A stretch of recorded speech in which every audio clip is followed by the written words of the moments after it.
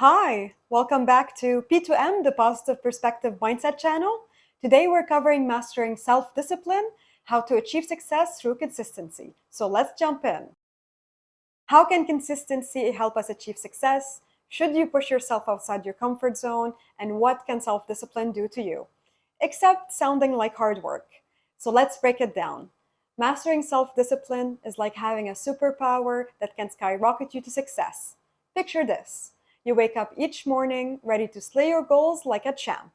With self discipline in your back pocket, you'll have the drive and focus to stay on track, even when Netflix and that comfy couch call your name. It's about doing the work day in and day out to make your dreams a reality.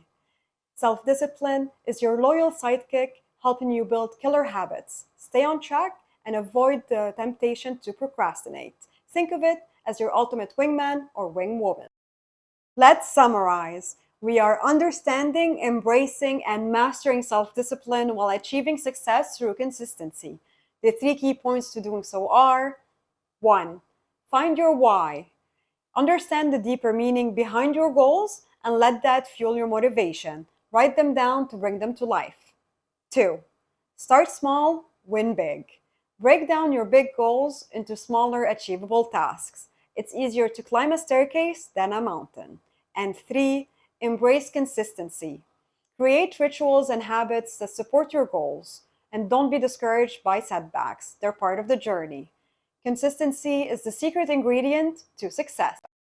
These were some steps and examples on mastering self discipline, achieving success through consistency. If this helped you, like, subscribe, and share your support. I'm Amanda, your online buddy. Join me next week where we'll be covering building effective networking skills, expanding your professional circle. Ask questions or suggest topics related to your career or personal life in the comments, and we can tackle them together. Remember to keep a positive yet realistic mindset. See you next week.